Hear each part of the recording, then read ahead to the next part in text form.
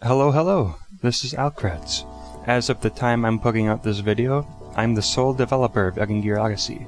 I do all of the programming, game design, artwork, writing, etc. This video is basically going to be a long presentation where I run through a lot of what I've done with this project and what my ideas are for the game now and going forward. I'll also explain where a lot of my drive and inspiration for this project comes from. A lot of the info I go over in this video is from my game design document, but I'll also touch on some stuff that I haven't included in there for one reason or another. This video is split up into 11 sections, so if you want to skip to a specific section for whatever reason, there will be timestamps available in this video's description. I'll also set up those little YouTube chapters too if I can figure that out. For anyone curious, my game design document and some other stuff are available to read for your pleasure in the game design channel of the Edingir Odyssey Discord. That Discord is the best way to keep track of my progress on this game and chat about it and whatnot, so I definitely recommend joining. While you're at it, if you aren't following the Edingir Odyssey Twitter or my personal Twitter, definitely go and do that, I highly appreciate it. You can find links for all of this stuff right at the top of the description for this video. This isn't really going to be a spoilery video, I just want to provide a good overview of stuff like story premise, themes, presentation, and gameplay, so I can hopefully convince you that I have a pretty good idea of what I'm doing. If this video ends up getting your hype and generosity juices flowing, I have a Ko-Fi and a Patreon, and it goes without saying that I'd be beyond grateful for any financial support. It'll help me stay financially secure over the course of this project, and I want to be able to hire people for work one day, so any amount you're willing to give will be super helpful. For any family members watching this, I understand that a lot of this presentation is probably gonna go over your head, but hopefully you can still get a good idea of what I've been up to. There's a lot of thought and passion going into this project, and you'll get a good idea of where my ambition and ideas are coming from. One last thing before I get into the real contents of this video. The art you're looking at right now is the entire player party for Edingir Odyssey, rendered beautifully by NaxLevelNet. If you like what you see, you should definitely give her a follow on Twitter. You can find a link to her Twitter in this video's description. Without further ado, let's get into it. How it started. I replayed Paper Mario: The Thousand-Year Door in December 2020. I'm very familiar with the game, and I had a bunch of fun replaying it, and while I was at it, I took a good look at some of the game's flaws.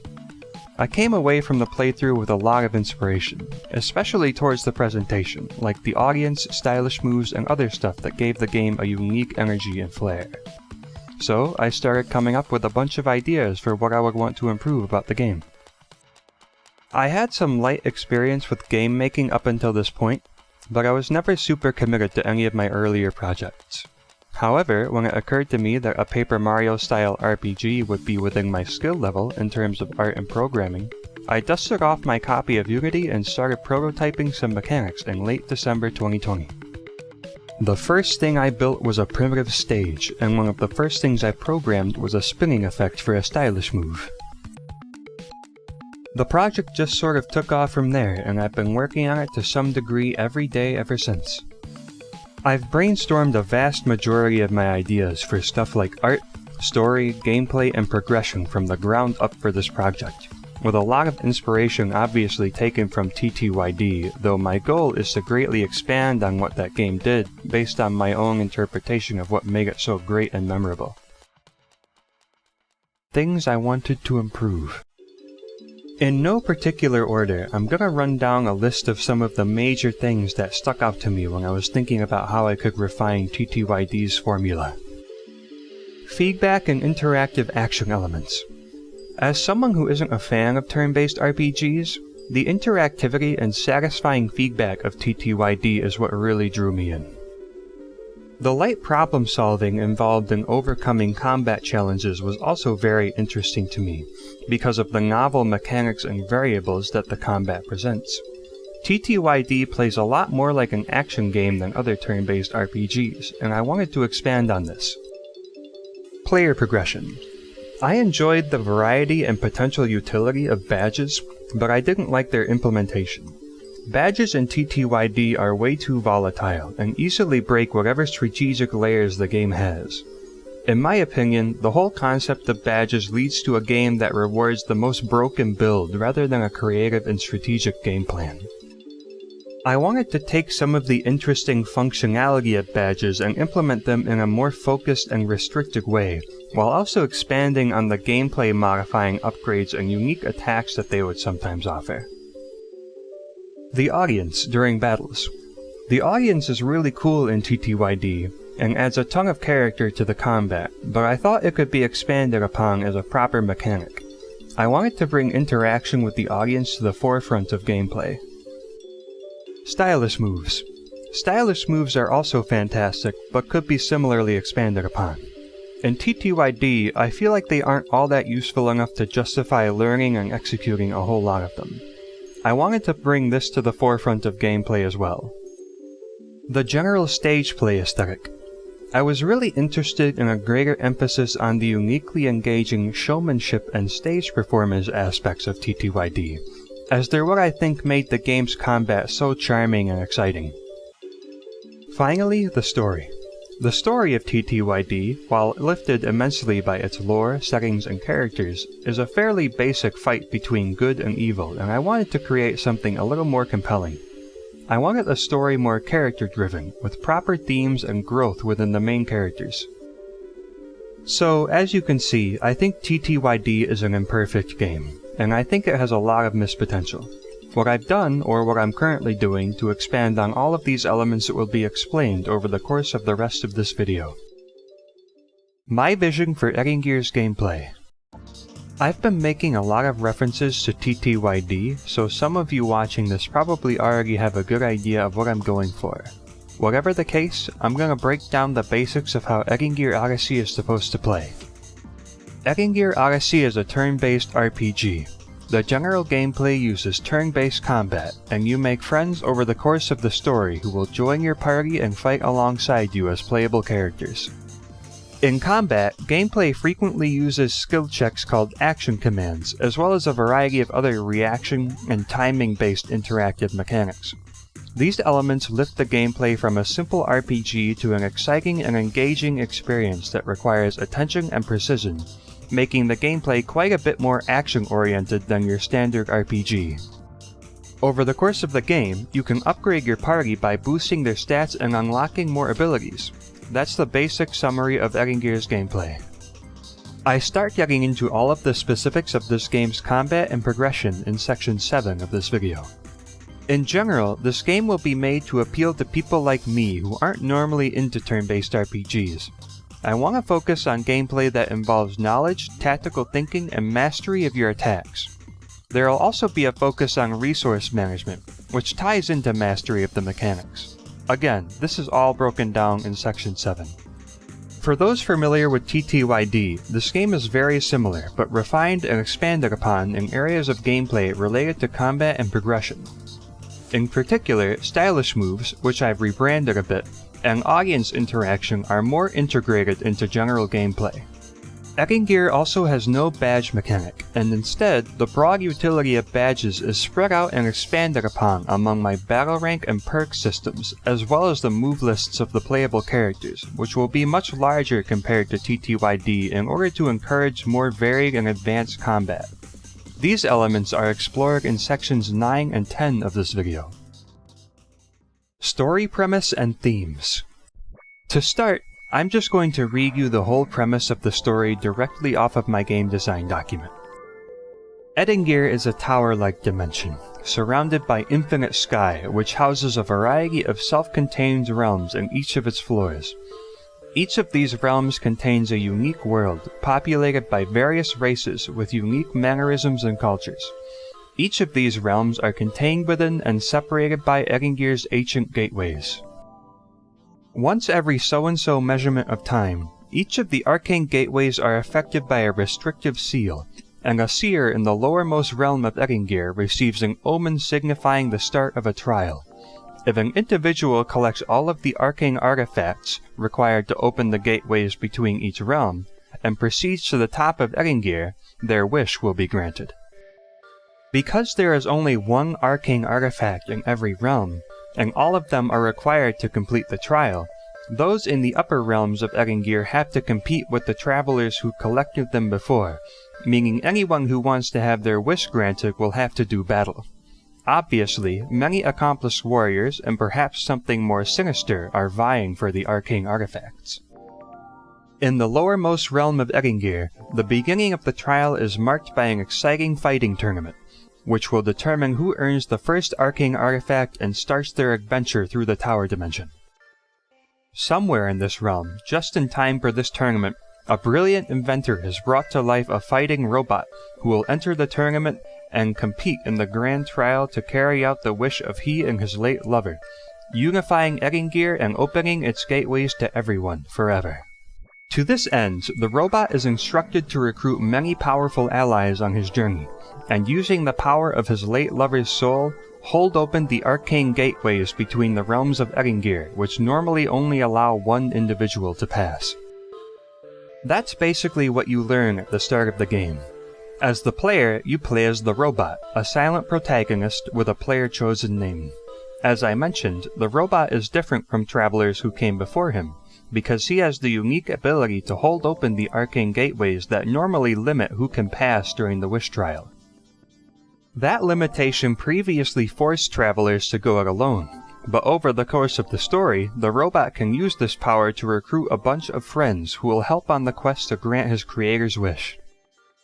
The something more sinister is referring to the main antagonist, King Harkatoran, and his legion of henchmen.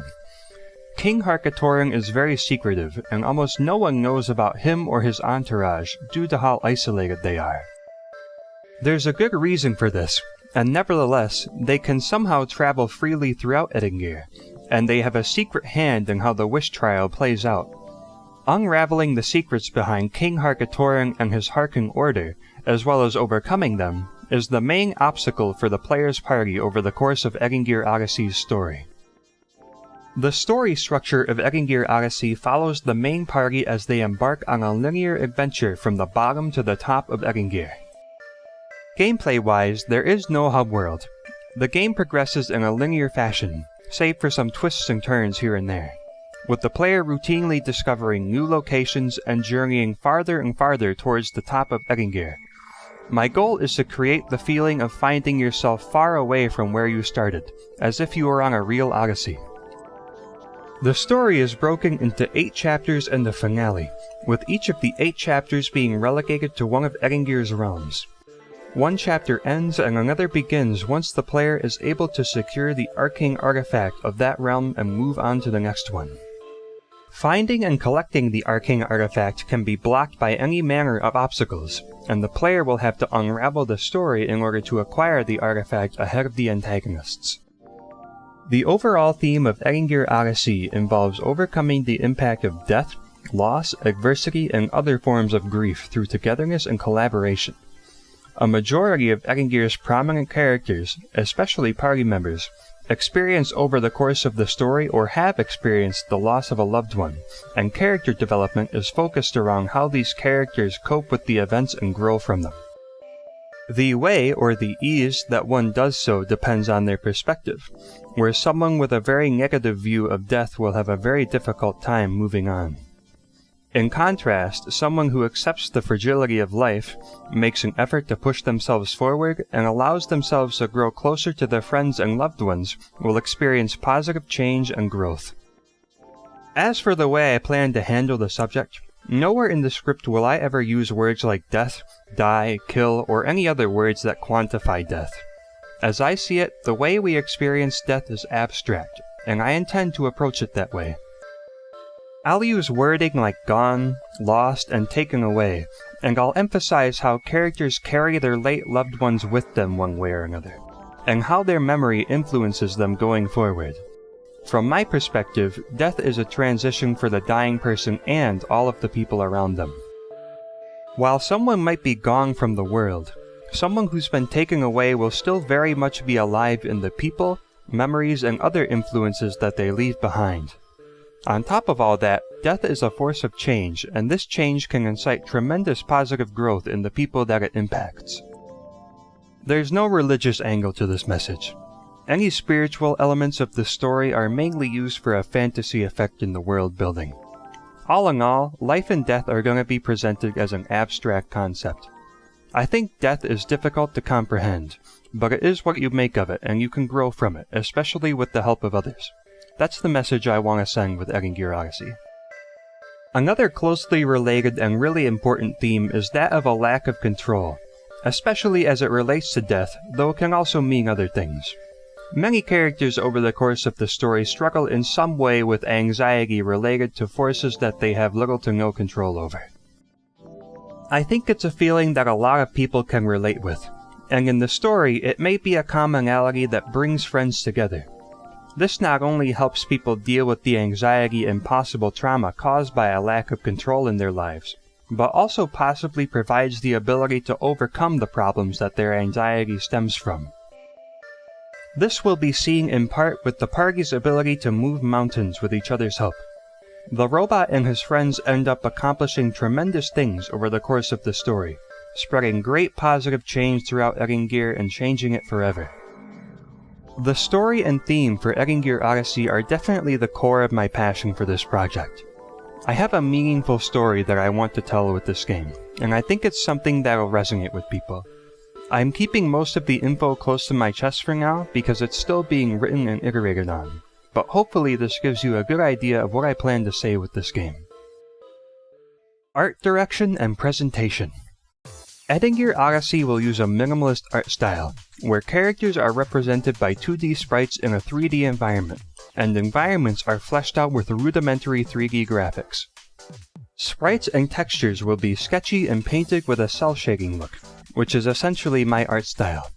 The game overall will look cartoony and colorful. The environments will use simple lighting and basic atmospheric visual effects. While this art direction is inspired by Paper Mario, I won't be using paper or crafts as a theme in the presentation of Edingir. The main reason for the paper-esque minimalist approach is to cut down on the amount of time and energy it'll take for a single artist, me, to develop all of the necessary assets. Minimalist art direction will also make it easier for this game to perform well on low-end machines. What you see currently with the colored sprites on screen is the level of quality that can be expected with Edingir's sprite work and animation. Animations are simple and supplemented in many ways by using spinning and stretching effects. For the record, the test stage is using placeholder assets, and is not representative of the target quality. The character sprites you see that are very sketchy and hastily cut out are unfinished placeholders. The UI design on display, though, is representative of how I want the UI to look. A running theme in Edingir's presentation is stage play and showmanship. In Edingir Odyssey, battles take place on a stage, which is decorated to fit the theme of the locale that the player is currently in. Characters from that locale will fill the audience, cheering the player on and reacting to their actions as they play. The player is incentivized to perform well and do cool tricks as they play, which excites the audience, causing them to react by cheering and jumping. Sprites for the characters in battle will stretch, spin, and bounce when moving and attacking, adding tactile feedback to the moment-to-moment gameplay. Cartoonish particle effects will add additional flair to attacks and other actions. My goal for the presentation of the combat system is to make every element of it cool, satisfying, and bombastic. Edingir's menu and user interface uses clean shapes and simple textures that are coated with pleasant colors and simple shapes, in order to help the player easily distinguish them from other elements of the interface. Because Edingir Odyssey is supposed to be an odyssey, I plan for the various realms the player encounters to be distinct from one another. One area may be very urban, while another may be a lush tropical island with an underwater area, a desert overlooked by a floating city, a gloomy alien forest, or a fantastical space adventure. The locales are generally grounded, which means things like fantasy and science fiction elements are low-key, but they are there in order to help flesh out the world. Designs for these worlds will also generally use vibrant color schemes and whatnot. When it comes to the characters in Edingir Odyssey, they're designed with a childlike chibi look, with big heads and simple appendages. Other non-humanoid characters are similarly simple, with an overall cutesy and fun look. Designs can range from relatively grounded and humanoid to more exaggerated and cartoonish. Main races will include things like humans, anthropomorphic animals, and fantasy creatures unique to Edingir. This approach is part of my overall minimalist goal for Edingir's art direction, but there is more to this art style, which stems from the theme of death in Edingir's story. Specifically, I was inspired by a scene in Final Fantasy IX where it's mentioned that a loved one died in an earthquake or something along those lines. You don't really expect something that real in a game with such a cute and colorful art direction. Unlike with an edgy and realistic art direction, when the childlike characters of FF9 die, I think the juxtaposition between the youthful presentation and someone's demise sort of emphasizes the reality of death. That kind, lovable character is gone, and everyone else is left to move on without them. I believe the cute, youthful art style emphasizes life, energy, and a positive outlook. This, in turn, makes the impact of death all the more naked and clear as something that takes that youth and energy away. The last thing I want to mention is how Edingir will present elements of violence. Although death and combat are key aspects of Edingir Odyssey, just like I won't be using overt language to refer to death in the writing, I won't be using graphic imagery to depict death and violence in the game. There will be mention of blood and injury, but there is no blood, gore, or other forms of graphic violence on display in Edingir Odyssey. What occurs in the game will be best described as comic violence. Overworld gameplay. In Edingir Odyssey, the player traverses the overworld very similarly to Paper Mario. The player explores a 3D environment by walking around and jumping. The game will use fixed camera angles, and the player's active partners will follow them as they move around. Throughout the game world, the player can find NPCs and points of interest to interact with. Enemy characters will roam the environment and chase down the player once they catch sight of them. Touching said enemy will initiate a battle. In the overworld, the player will be able to press a button to execute a special overworld ability with one of their partners, specifically the one in the middle active position. This special ability will vary depending on the partner being used. In general, overworld abilities may lend themselves to some options for movement, light problem solving, and finding secrets, but those things won't be the focus for Edingir.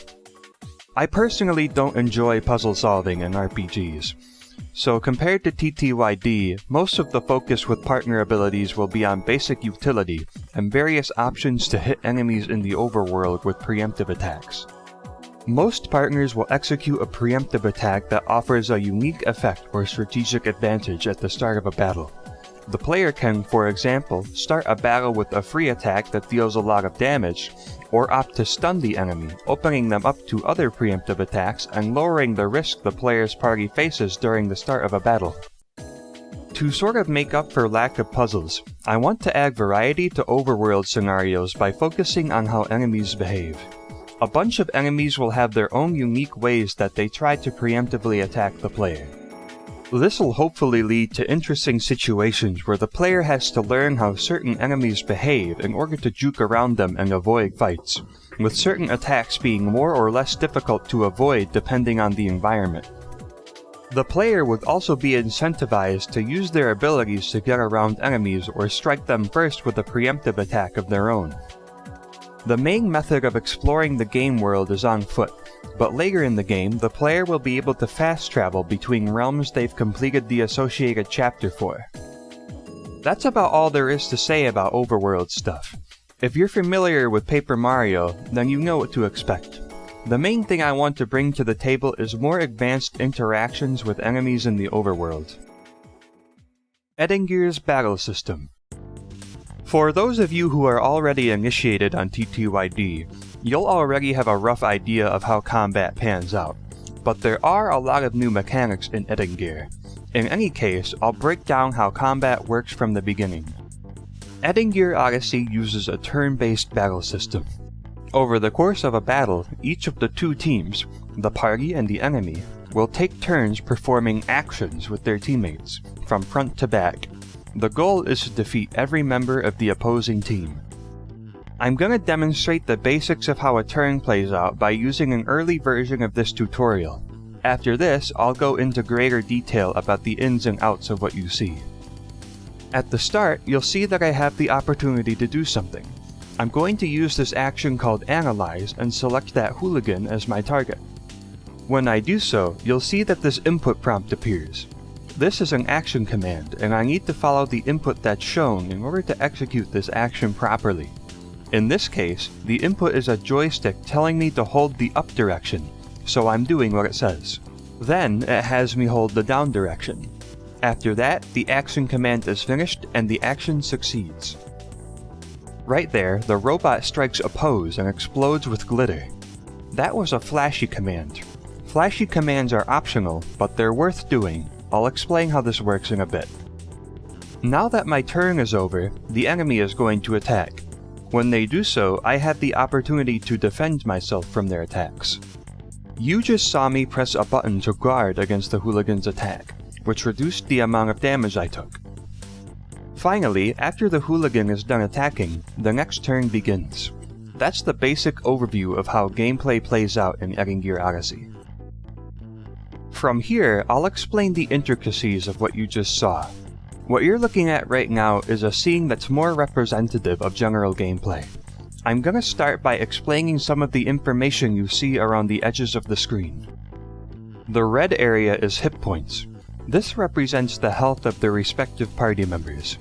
The order from top to bottom also corresponds with the active party order. The active party is the 3 party members who are on the stage. The blue area is special points. This is your main resource for executing a variety of moves. This resource can be replenished by playing well and utilizing the mechanics of the combat system. I'll explain this more later in this section when I talk about resource management. The yellow area is your action stocks. I'll explain these in a bit, but basically, each time you perform an action, it generally consumes an action stock, and your turn is over when you run out of action stocks. The green area is battle rank progression. The player gains experience for defeating enemies, and this area shows how close you are to leveling up your battle rank. I'll be explaining battle rank and other elements of progression in the next section. The lower left is the hypeometer. The percentage shows how full your audience is, while the face represents how hyped the audience is on average. I'll explain this more when I get into audience mechanics and resource management. Lastly, the lower right displays which team is currently taking their turn. When it's your turn, and one of your party members is ready to act, the select wheel will appear above your party. Each of the 3 options lead to menus that encompass different types of actions that you can perform with that party member. The Moves menu contains the majority of actions you can perform, and it includes attacks and abilities unique to the character that's currently acting. Every character has a unique set of moves. The Tactics menu contains a variety of useful, non-aggressive options that allow you to manage your party in various ways. These are the same between every character. I'll explain what some of these options are useful for when I get into more specifics of the battle system. The Items menu contains all of the items in the player's inventory. Items are like consumable moves that do a variety of useful things depending on the item in question, like dealing damage, replenishing resources, applying status effects, etc. Every move is associated with a set of action commands and a set of flashy commands. Those of you familiar with TTYD will know what you're looking at, but for the uninitiated, action commands are skill checks or mini-games which you perform by following the move's instructions and the inputs shown on screen, which are color-coded with yellow. Analyze, which was shown earlier, has a very easy action command, but some are more difficult and might require fast inputs or timing button presses with your character's movement. Properly executing your action commands will guarantee the efficacy of your move, drawing out its full potential or preventing it from failing outright. Flashy commands are optional timed A button inputs which don't affect the overall output of the move, but make your character do a cool trick. This is a very important mechanic, which will be explained more later when I get into resource management. Note the glint that appears when a window for a flashy command is missed. This indicates to the player that a flashy command is possible at that moment. Defensive phase is another name I have for the enemy's turn. When you're being attacked, you have the opportunity to block against those attacks, reducing damage and/or replenishing your resources. You have 3 different options for blocking, but the common option is to guard, which reduces the damage you take. To guard, you press the A button just before an attack lands. You want to follow the enemy's movements and timing and react by pressing A when you think they're going to hit you. The other 2 options are more closely related to, again, resource management, so I'll explain them when I dive into that topic. The player also has the option to use Defend from the Tactics menu during their turn, which will boost a party member's defense stat for the upcoming defensive phase. That summarizes a lot of the basics of the battle system. From here, I'm gonna get more into the meat and potatoes of battle mechanics. Aside from 1 or 2 no-cost moves on each party member, every move costs a varying amount of special points to use. Special points, abbreviated to SP, are located in the blue HUD element at the top of the screen. The 10 notches next to the counter represent your SP. The stronger a move is, the more SP it'll cost to use. To make another TTYD comparison, special points are like flower points and star points combined into one resource, and the way they're replenished is more similar to star points. The main method of restoring special points is to earn them from the audience. Because SP is so important, and the audience is your main source of SP, your interaction with the audience is directly related to your performance in a battle. This is where flashy commands come in. Flashy commands are the best way to hype up your audience. By mastering the flashy commands of your moves, you can gain SP or earn back some of the SP you spend on special moves. Depending on the circumstances, like SP cost, your spirit stat, and the amount of flashy commands a move has, you could even gain more SP from a special move than you spent on it. The other most effective methods of gaining SP are by using Appeal from the Tactics menu, which will always return at least 1 SP, and by blocking effectively during the defensive phase, using any of the 3 blocking techniques.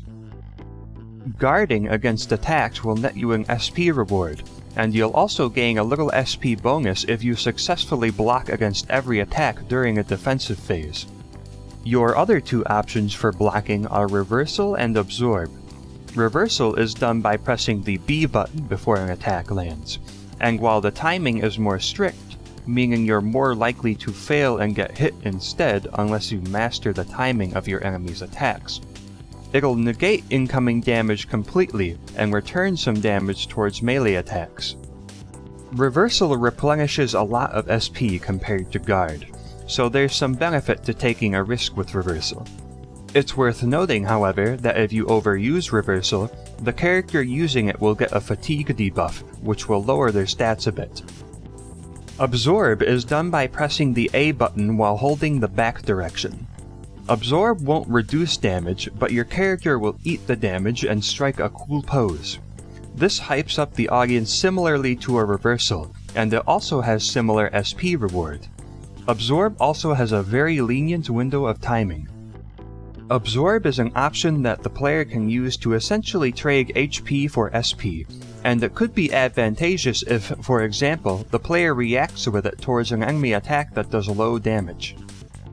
The amount of SP you get from doing things like flashy commands and blocking is dependent on the size of your audience. The larger your audience is, the more SP you'll be rewarded with for playing well. The audience will grow as the average hype of the audience goes up, leading to a feedback loop of positive growth as long as the player performs well. The inverse can also happen though. If the player makes mistakes like missing action commands and failing to block against attacks, the audience's average hype will drop, and audience members may start to leave, resulting in less SP reward for your performance. On a related note, you can manually give audience hype a significant boost by using Appeal from the Tactics menu. In general, the player will want to play well and practice their flashy commands in order to grow their audience and restore SP. While SP has a low max quantity, the player is intended to gain and use SP very quickly, and weigh when to spend large sums of SP on an aggressive strategy versus conserving the resource for more powerful moves. Skilled SP gain and usage is intended to be a major part of player execution and decision making during combat. In a battle, you control the 3 active party members on your team. Party members act from front to back using a shared pool of action stocks. The original purpose of the expanded party size, compared to TTYD, was to facilitate support characters while limiting their buffs and whatnot to party members who are currently active in battle. Action stocks are used to balance the output of the player party without dramatically increasing the size or difficulty of enemy mobs compared to TTYD, while also adding strategic layers to how the player manages their party. The player usually has 2 action stocks per turn, meaning the player will only be able to act with the front 2 party members under normal circumstances, though there will be some ways to gain additional action stocks. To allow the back party member to act under normal circumstances, the player has to either use swap positions from the tactics menu to move that party member into the middle or front positions, or use pass from the tactics menu to have the back party member act for someone else. Pass costs a small amount of SP to use, but will allow the selected party member to act from their position without any limitations, which could have strategic benefits. The order of your party members, or party order, has an impact on the likelihood that a given party member will be attacked. The front position will be the target of almost all single-target grounded attacks, and is most likely to be targeted by enemies in general. On the other hand, the back position is protected from most grounded attacks, and is the least likely to be targeted at the cost of being unable to act on their own. This is why it may be beneficial to pass to the back party member if you want them to act while staying in a relatively safe defensive position. If a party member hasn't acted by the end of your turn, they'll automatically defend before the defensive phase, boosting their defense stat for that turn. This way, any party members that don't act, such as a party member idling in the back position, aren't totally helpless after your turn. This includes if a party member has passed to someone else. Because that party member you passed from technically didn't act, they will automatically defend at the end of your turn. This is more of a reason to use pass, as for example, you can pass from the front party member to allow the back party member to act, while automatically defending with the front party member. This would help reduce damage taken by the party overall, since they are the target of most attacks. It's worth noting you can also use pass on a party member that has already acted, to allow that party member to act twice in a turn if, for example, you want to get aggressive and/or take advantage of a particular move that someone has. In conclusion, with the battle system for Edingir Odyssey, I've done my best to expand on its tactical and reactive elements. Taking from my experience with action games, I wanted to give the player a bunch of useful options that they can use to approach any given situation. I expand on this more with each of the given party members' move lists and abilities, as well as the game's progression system. Battle System. Continued. This section dives into a few miscellaneous ideas that get into the tall grass of how I want to design general combat challenges for this game. Like the last section, there's a lot I want to get into, so buckle in. How these ideas and mechanics will actually play out in moment-to-moment gameplay is still theoretical at this stage as of making this video. I think I've laid an intriguing framework, though, for creating gameplay that involves interesting decision-making and elements of counterplay. Hazard is a blanket term that I'm using to describe conditions where a character will react somehow when receiving an attack. If you've ever played a Paper Mario game, you'll know that certain enemies are designed with special attributes like spikes on their head that prevent you from jumping on them, or a fiery body that burns you on contact. These attributes lead to an interesting realism to combat by limiting what kinds of attacks are effective against certain enemy types. This leads to interesting decision making where the player has to be aware of their options and pick the right tool for the job. I'm going to be using this concept extensively when it comes to designing some of Edingir's challenges, especially when it comes to enemy party configuration, which I'll get to in a bit. This whole concept dips a little bit into how Edingir is programmed, but I think it's a fun topic, so I'll do my best to explain it. To start with, whenever damage is dealt, That instance of damage has a bunch of characteristics that describe how damage is being dealt. In addition to stuff like the amount of damage being dealt, who's attacking, and who the target is, an instance of damage also holds information that tells if the attack is blockable or unblockable, if the attack is a melee or non-melee attack, and if the attack is coming from the side, above, and below. When an attack deals damage, these conditions are compared with the target's current hazard effect. If our attack is a basic jumping attack, it can be described as a blockable melee attack coming from above. If the target has something like a spike on its head, then that enemy has a hazard that affects blockable melee attacks from above. In this case, the hazard cancels out our jump attack and will deal damage to us instead. We could circumvent this particular hazard though by using a side attack or a ranged attack. The way I've set up the hazard system is pretty versatile. As a few examples of what I can do, I can set up a character to apply contact damage to any melee attack, negate damage from any attack coming from a certain direction, and facilitate counterattacks with complex animations. One of these isn't technically as hazardous as the others, but they all work off of the same principles, and I think hazard is just a good term to describe this whole interaction. The blockable characteristic of an attack will come into play with stuff like damage over time, like poison or burn status effects, or damage received from a hazard. In these cases, a target's hazard logically shouldn't protect that target from damage, so that damage is described as unblockable, meaning it ignores hazards. It also means the player can't use blocking mechanics to reduce damage. Party paradigm is the overarching theory that I've been using as a heuristic to plan enemy behaviors and broader combat challenges for Edingir. There's a lot that goes into this concept, but I'm going to do my best to summarize it. If you're interested in doing a deep dive on this idea, my document where I theorycraft extensively about it is out there for anyone to read in the pinned messages of the game design channel in my Discord. The party paradigm is a theory I came up with while I was looking at fighting games for ideas on how I could build a combat system that involves some level of thought-provoking counterplay. When I was doing some cursory research on how challenges are generally designed for RPGs, I found that a lot of decision-making in those games tends to revolve around arbitrary weaknesses and resource management. That's totally fine, but for Edingir, I'm aiming for a more action-oriented design, with a more emergent kind of challenge that would involve preparation, moving your pieces around, having knowledge of your characters and your opponents, mastering the game mechanics, and so on. The party paradigm is based on the fighting game trifecta of offense, defense, and mind games, where defense beats offense, mind games beat defense, and offense will beat mind games. For those unfamiliar with what I mean by mind games, it basically means confusing your opponent into lowering their guard or predicting how they're going to defend and attacking in a way that counters their defense. For my purposes, I came up with a trifecta of speed, endurance, and strategy. Speed relates to how effectively a given character can reduce their opponent's HP with their attacks.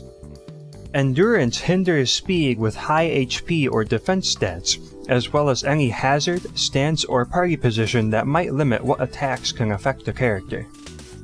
Strategy encompasses advanced tools like status effects and attacks with loose targeting restrictions, which can circumvent factors that lead to endurance.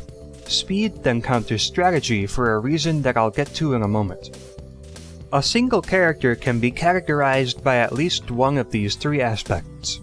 Typically, a character will have their individual paradigms specialize in one or two aspects, with a weakness in the others.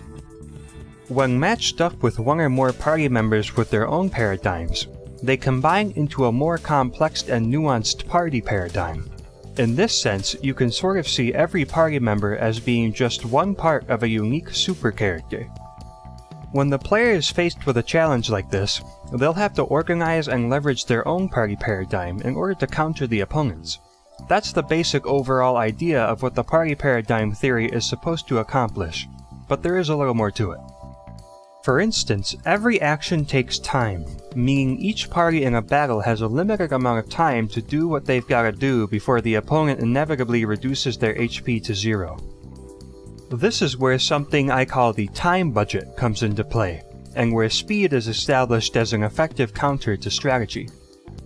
Attacking takes time, but it also directly focuses on reducing the opponent's HP, so speed can be seen as time neutral. Higher HP and defense stats, or other endurance-related stuff, gives your party more time to reduce the opponent's HP to 0, so endurance is time positive. Status effects and more versatile attacks aren't immediately effective at reducing HP, and take more time to set up and pan out, meaning strategy is time negative. Speed counters strategy because speed can reduce HP more quickly than strategy can take full effect. Every party needs some amount of time budget, because they require a certain amount of time to reduce the opponent's HP to 0. Obviously, every character has some amount of HP that allows them to survive and do their thing. In the broader scheme of things, parties can be designed in a way to balance the overall time budget of the party paradigm, with a healthy mixture of endurance, speed, and strategy that allows that party to execute the plan that it's designed to execute. At the end of the day, speed is always going to be the most important aspect, just because every battle is a race to get the opponent's HP to 0. Endurance and strategy complement speed by adding variety and depth to the combat. If you put together all of the aspects of each party and compare them, you can abstract a sort of de facto speed for each party, which is the ultimate indicator of which party will inevitably win a battle. Obviously, the player always has the tools to overcome any challenge, and these tools are spread out among the move list of each party member. At a basic level, the player party's paradigm is pretty weak, but introducing special moves gives the player a whole suite of options that effectively boost any of the 3 aspects of their party paradigm, depending on the decisions they make.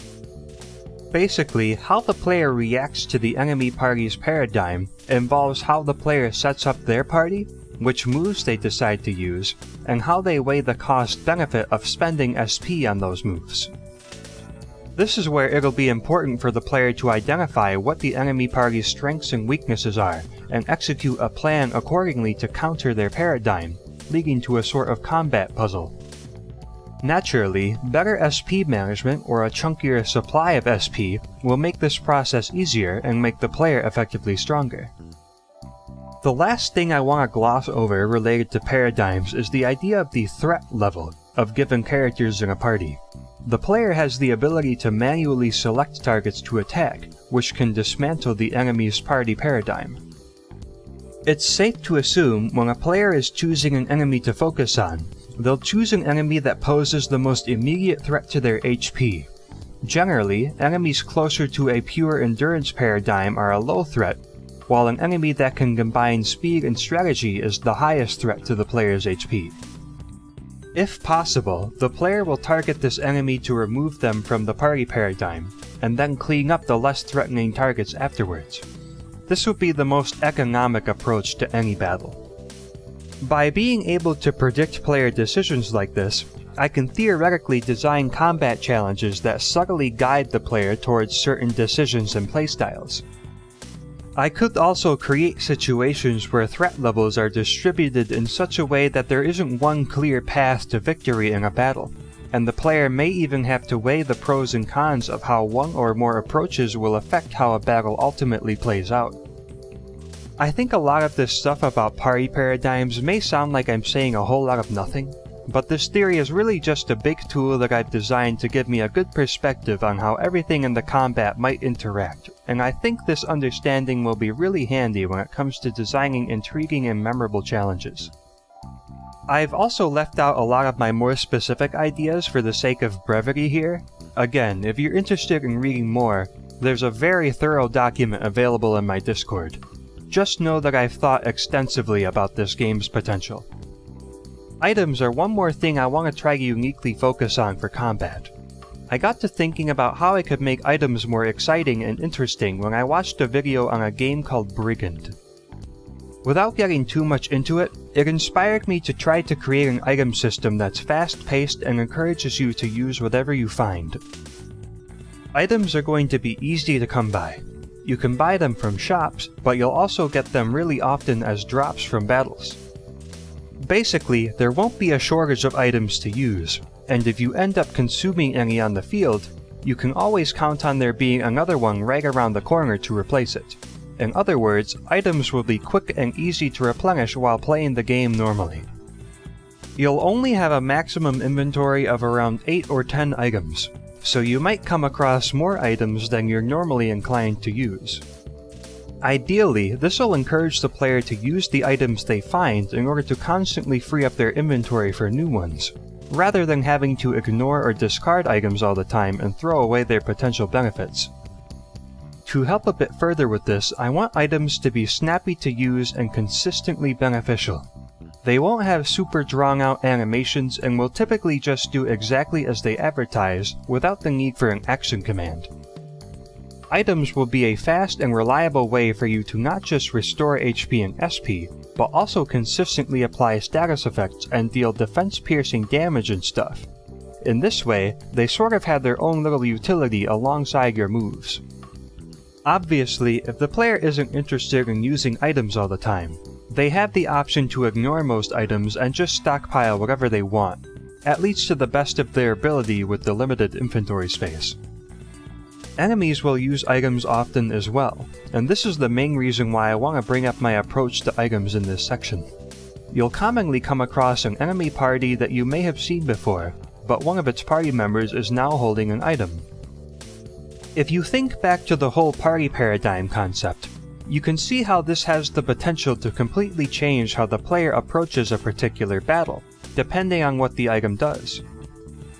On top of that, defeating that enemy before they consume their item will guarantee it to drop after the battle, so the player is incentivized to focus their efforts on a target that may not have been their first choice under normal circumstances.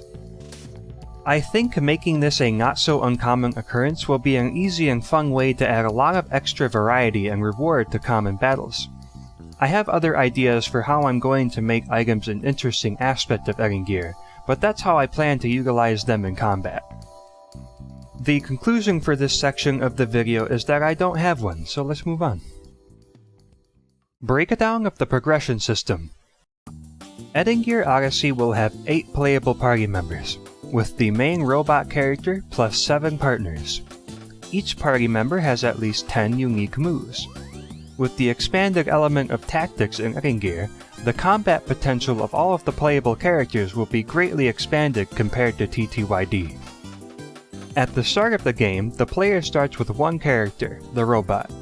Their battle rank will be 1, they'll only have 2 moves unlocked, and they only have a maximum of 3 SP stocks.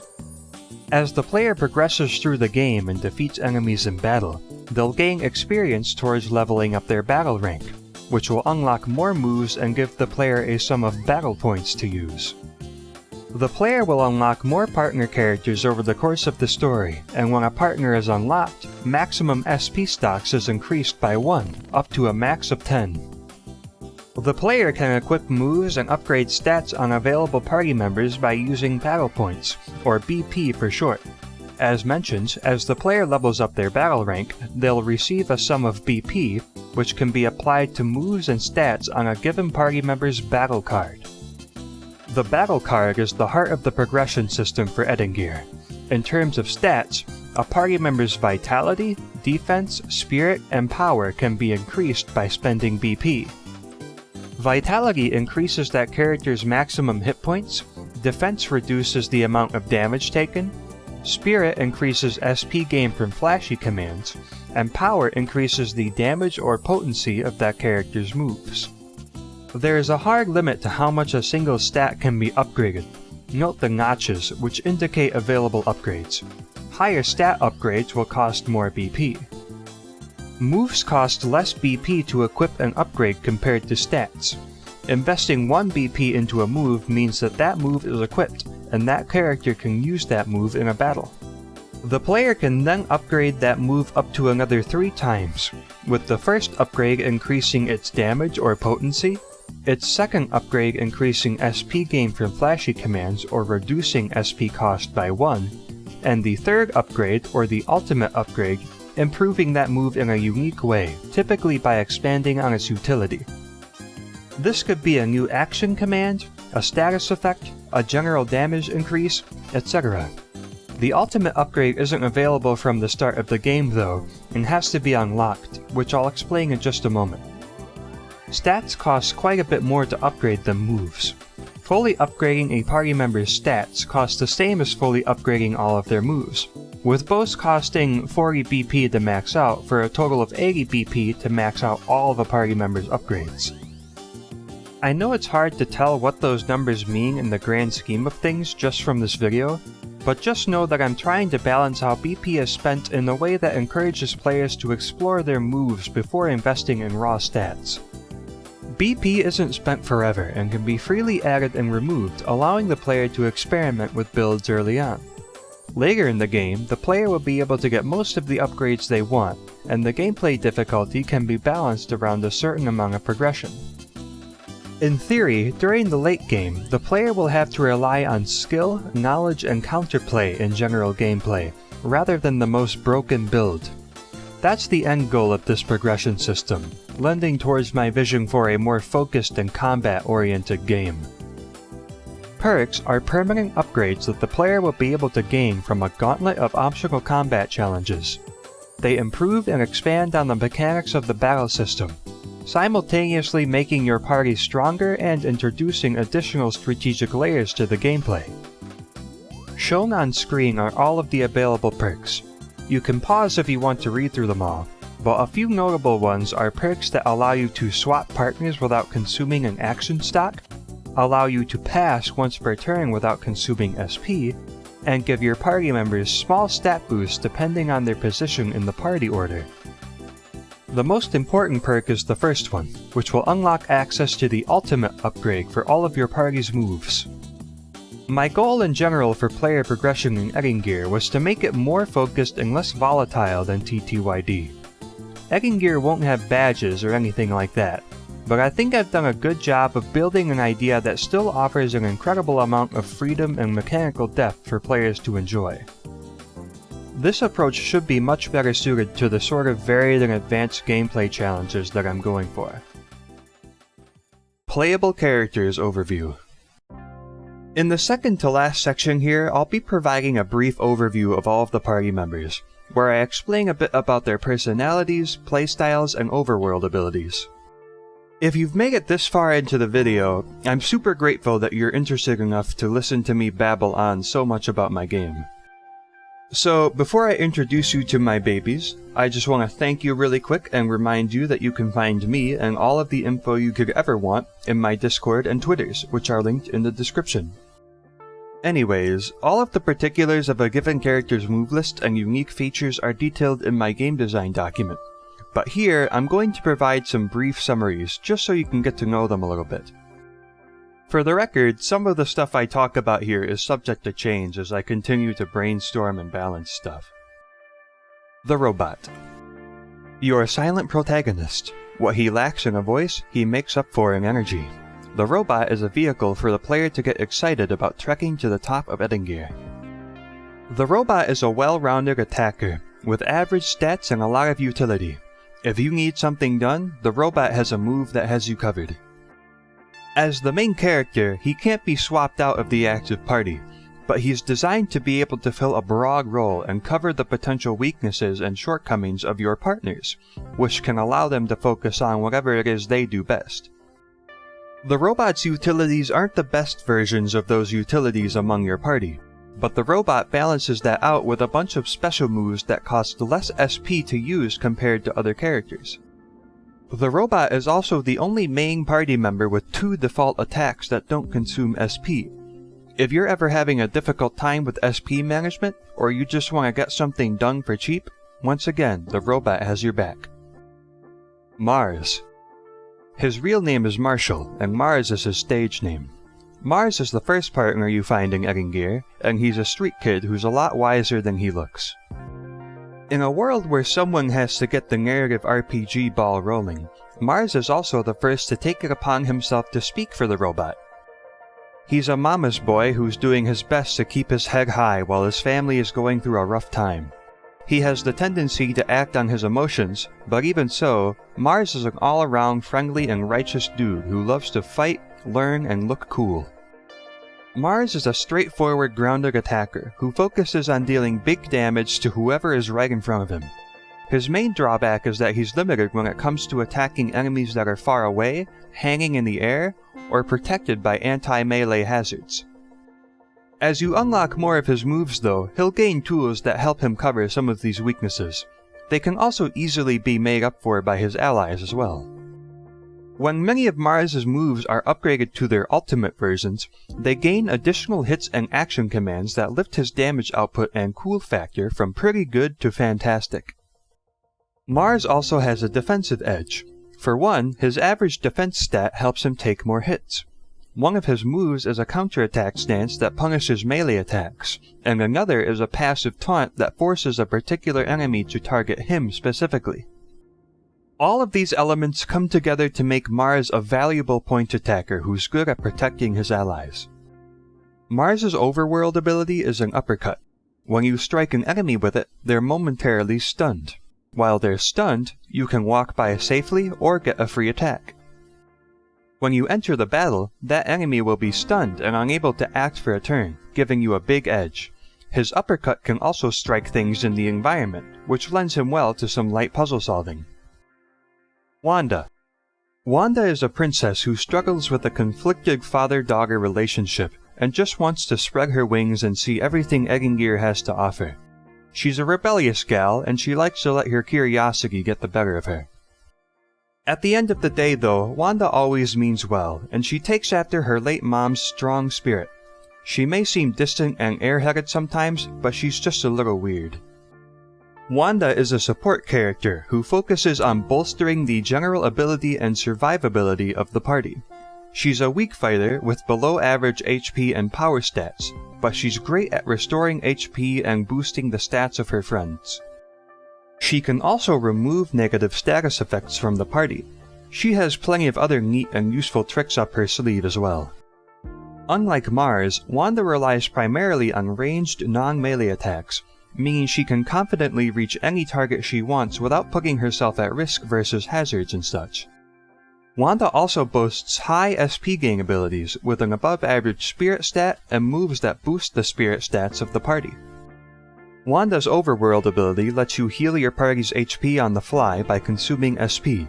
Just consult her and choose who you want to heal. Quasi. Quasi is a mysterious outcast. She's quiet and shy, but deeply empathetic. She's always chosen to keep a distance from people and fend for herself, but when she found the robot alone and in need, she was more than happy to come out of her shell and lend a hand. Now, despite her reserved nature, Quasi feels right at home among the party and she's over the moon to devote herself to her new friends. Quasi is a character designed almost entirely around circumventing defense. She has a below-average power stat, but most of her attacks deal poison elemental damage, meaning they pierce defense so long as the target isn't immune. She also relies a lot on negative status effects, especially poison, which deals damage over time and is inflicted by her default attack. Finally, Quasi has the ability to fly, which allows all of her moves to reach any target she desires.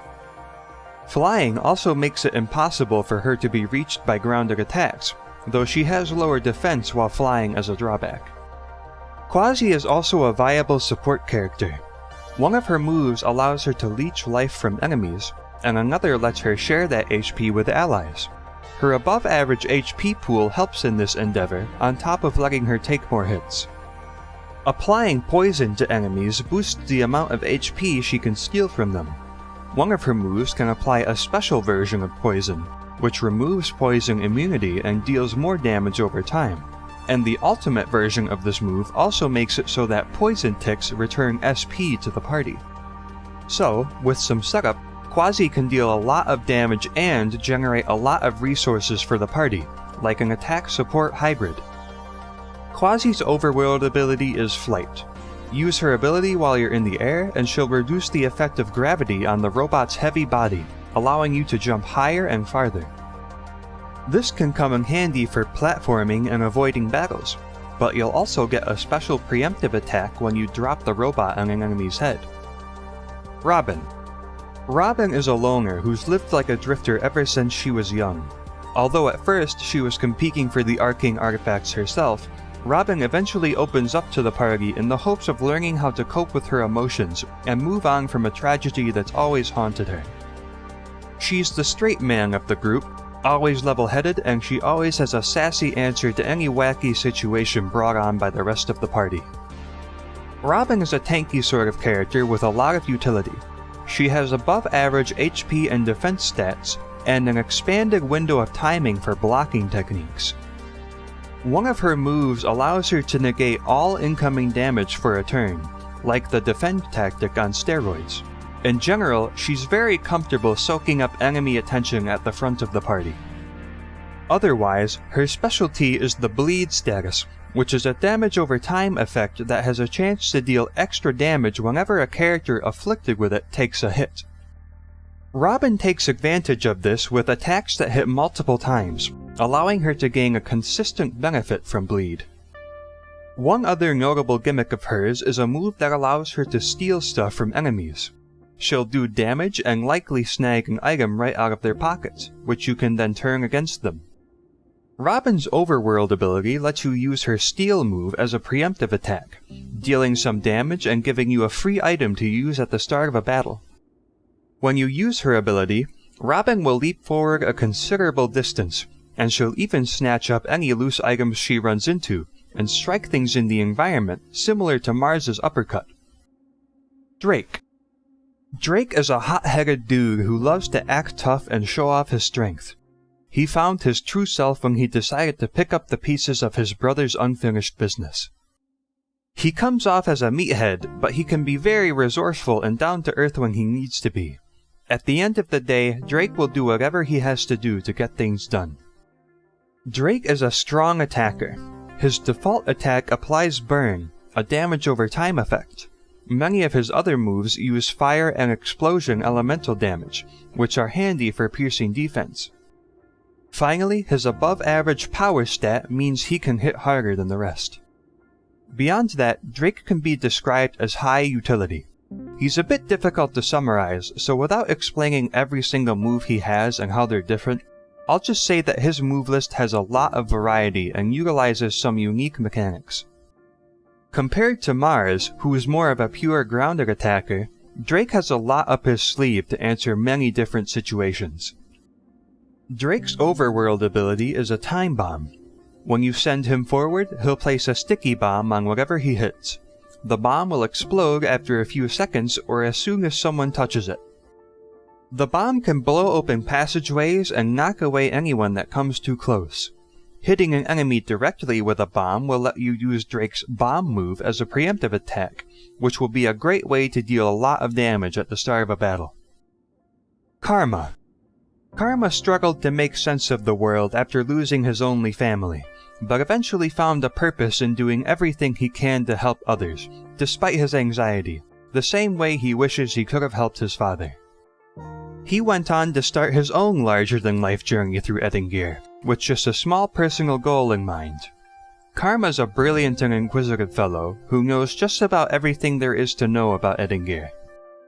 He does his best to pretend he isn't always on the edge of a nervous breakdown.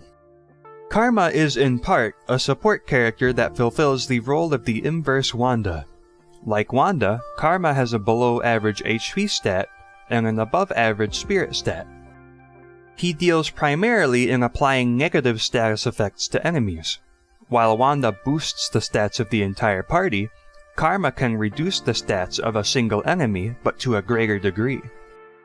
Karma can also manipulate stats in other interesting ways and remove positive status effects from enemies. In terms of attacking, Karma has an above-average power stat. His attacks generally focus on one target, with some interesting effects and high damage output. One of his attacks uses his HP as its main resource, allowing him to trade HP for a lot of potential damage. Karma can almost be described as a glass cannon. Karma also has a sort of gimmick where he can apply a special status effect to enemies that causes them to take damage the next time they land an attack. If that enemy doesn't hit anyone for a turn, the eventual damage the status will deal is multiplied. Clever utilization of this status alongside other ways of preventing an enemy from attacking can lead to boatloads of extra damage over the course of several turns, and its ease of use is improved with some of Karma's ultimate upgrades. Karma's Overworld ability is the Squartipede. Karma summons a mount that'll cart your party around at high speeds. Any enemy standing in your way will be knocked back on collision. It's just a convenient way to get around. Psychus. Psychus is the sole optional partner. She's an enigmatic woman with an unhinged demeanor, although she really just goes with the flow. Psychus is dealing with some emotional baggage of her own, and helping the party out on their quest is definitely a helpful distraction.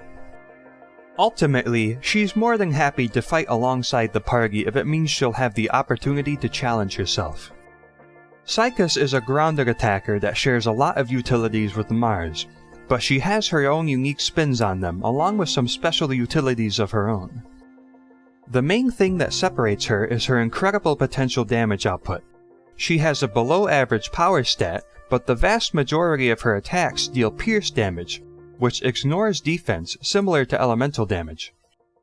All of her special moves are incredibly strong and cost a lot of SP to use as a result.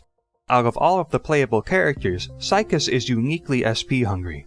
While she has an above average spirit stat to help compensate, mastery of SP management will be required to draw out her full potential. On top of that, the action commands associated with her moves are more strenuous than most, with some possibly requiring a lot of practice to execute consistently in battles. In a lot of ways, Psychus can be thought of as a high execution, high reward character. If you can get past all of that, her signature tilted sun technique can potentially turn Psychus into a powerhouse. The move costs a whopping 10 SP, but increases her stats and makes reversals much easier to use, making her even tougher and allowing her to make up for all of that SP and then some. Psychus's Overworld ability is the Dynamo, a whirling pinwheel that's mainly used as a preemptive attack. The preemptive attack has the potential to hit a lot of targets at once. Where I am now and my future goals. I started working on this game during late December of 2020, so it's been about 1 year and 4 months now as of making this video. As you just saw, an incredible amount of ground has been covered with this game in terms of features and planning. The battle system specifically is very close to being feature complete, and I could see myself getting it wrapped up at some point within this year, depending on how much time I devote to it. A whole lot of other stuff has also come a long way too, like cutscenes, dialogue, overworld, features like movement and interactivity, and so on. For the most part, art and sound design are the things that have been touched on minimally or not at all yet, and they're the things that I might start shifting focus towards in the near future as I steadily wrap up the game's basic functionality. I don't have a release date planned for Edingir Odyssey. From my perspective, I have all the time in the world to make exactly the game I want to make, so that's what I'm doing. Content should be easier to develop shortly down the line, since I've done a lot of the heavy lifting by now, but it's still safe to say the game won't be finished for at least a couple years to come. Probably more, because my vision for the content and the story are pretty ambitious, given I'm a sole developer. In terms of platforms, I'm hoping to release it on PC and Nintendo Switch, but my plans for the Switch could change in the future. I do hope to release a substantial free demo at some point. What I hope to do is put together a demo that includes the first 2 chapters and some optional combat challenges. That could obviously change down the line, but that's what I'm hoping for. So, that's about it for this presentation. Everything you've seen here is obviously a work in progress, but the game is generally coming together really well, and I work on it constantly. If you want to follow Edingir Odyssey's development, you can find me on Twitter at Edingir Odyssey or at Alkratz. If you go to one of those places, you'll also find an invitation to my Edingir Odyssey Discord in the pinned tweet, where you'll find me, as well as more in-depth info and discussion on the game. I'm happy to answer any questions that anyone has about my game or development in general. Thanks for watching.